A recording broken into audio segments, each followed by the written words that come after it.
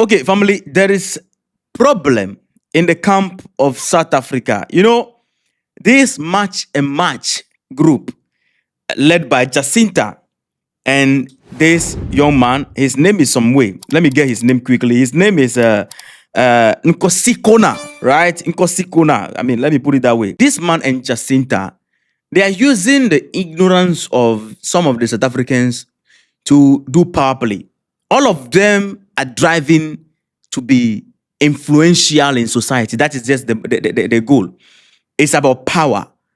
It's about me having a voice.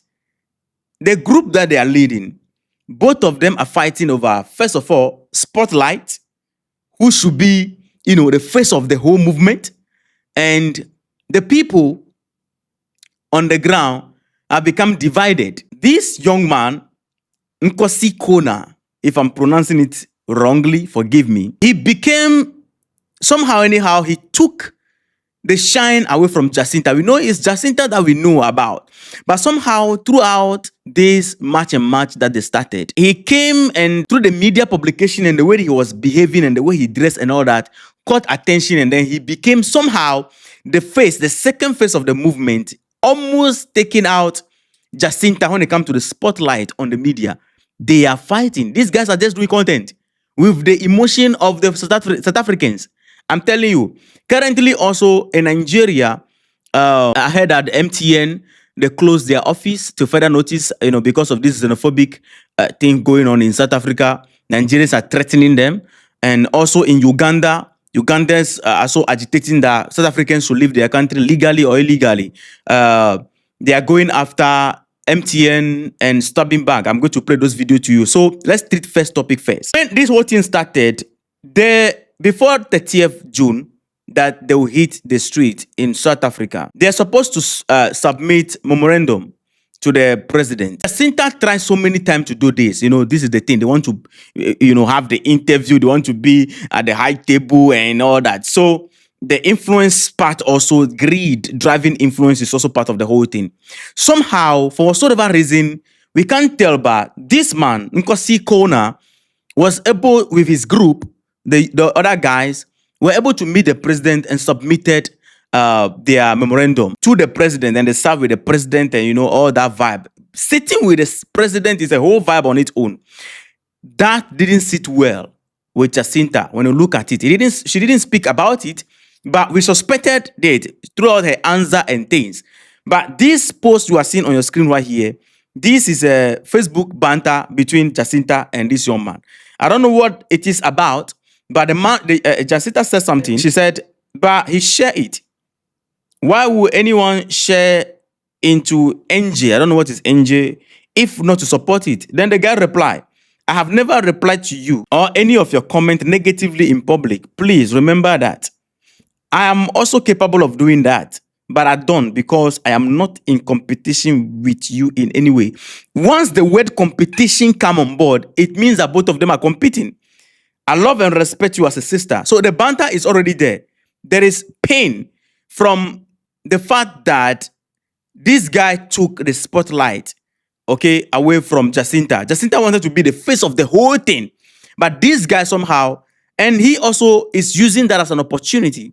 These days, when you see him interview upon interviews, he's talking about how he wants to transform, South Africa. Then I noticed that he's trying to drive political ambition at once. He's taking advantage of the whole March and March Dudula thing, right? And he's even changing his narrative in a way that contradicts Jacinta, because he's saying certain things that contradict Jacinta.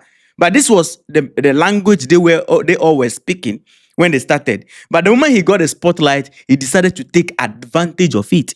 Now, from interview to interview, he talk about how he want to transform, South Africa in 12 months. He want to make it look like better than, the United States. He want to make South Africa look better than the United States. South Africans should sit down. The government should pay them. And a whole lot of things that he's saying that sometimes you see that he himself doesn't know what he's saying. But there is banter in the camp.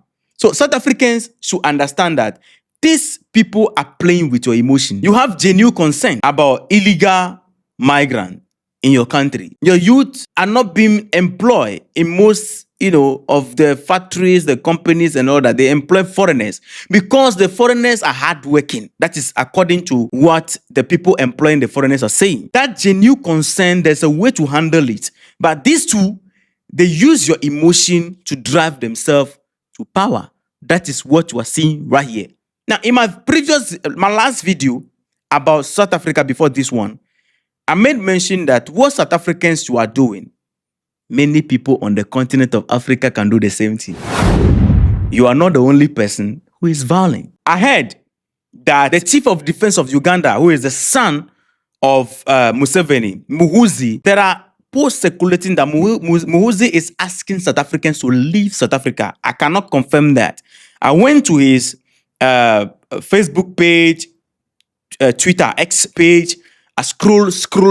I couldn't find that particular post. So I'm treating it as allegation. I don't know if it is true or not. But what is true is that there is a call that South Africa businesses in Uganda should be closed down. MTN, Stanbic Bank. Let me play that video quick. Then we move to what is going on in Nigeria. You see that thing that you start? People can do it. Everybody can do it. You are not the only person, the only people who is, you are not a custodian of violence. Everybody can do it. It's because of humanity people keep quiet. But you are pushing people on the continent to start doing this same thing. And it saddened my heart. Listen to this video. MTN is a South African company reaching millions from Africa. They are killing our people in South Africa.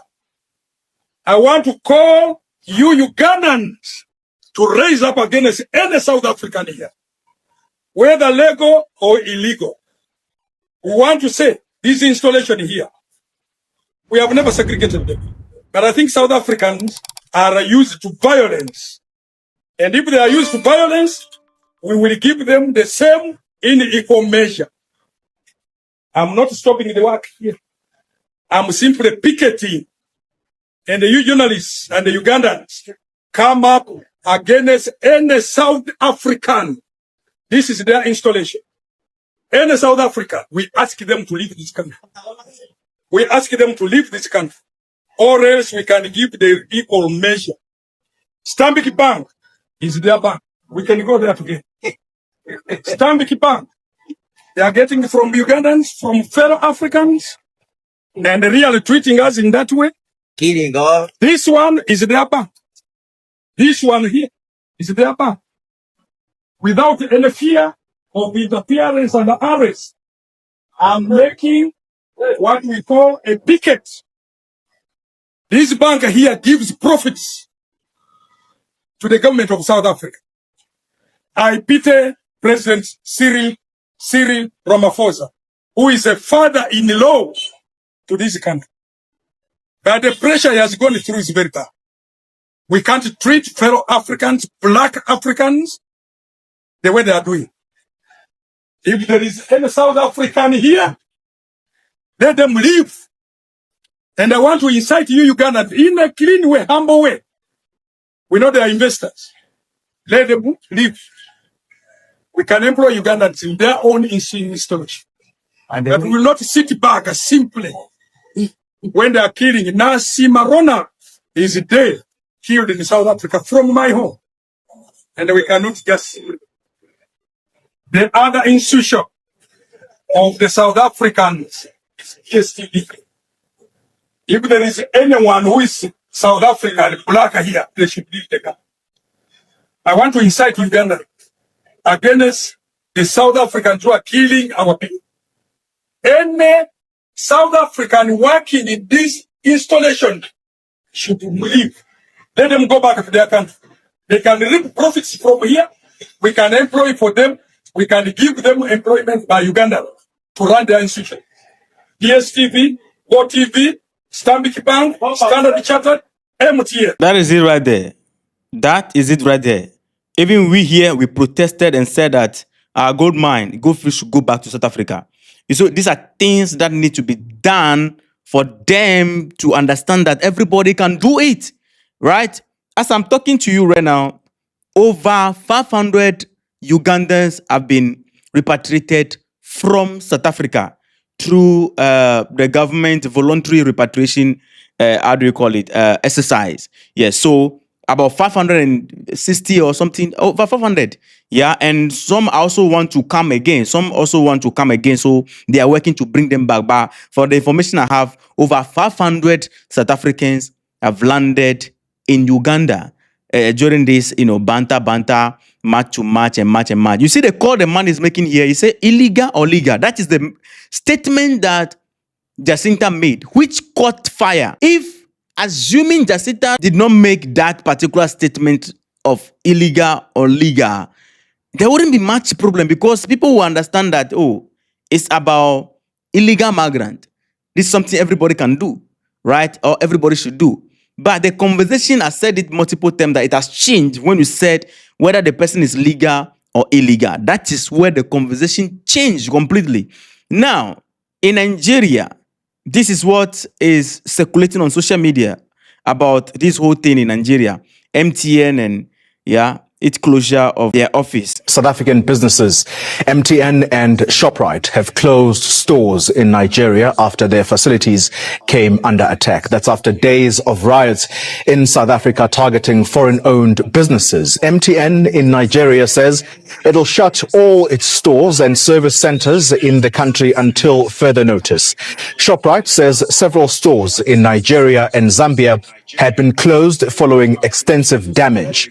Anti-foreigner attacks have become a regular occurrence as frustration mounts over high rates of unemployment. Now, hundreds of Zambian students dressed mostly in black and chanting "no violence" protested outside the South African High Commission in Lusaka. Other African countries and the African Union have called on President Cyril Ramaphosa to take action. Citizens from across the continent voiced their anger on social media, with some threatening retaliation.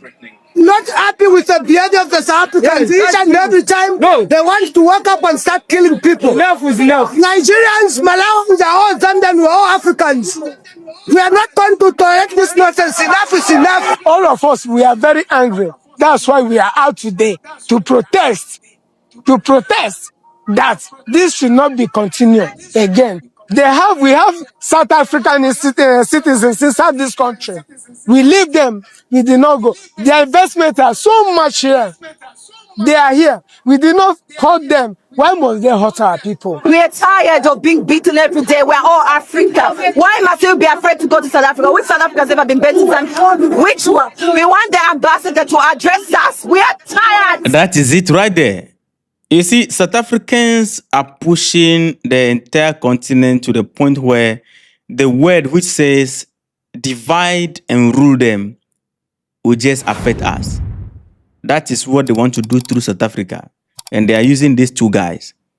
And they too, they are fighting for power. And the people too, they be mugu. They are just behind them. Anyway, family, see you in the next episode.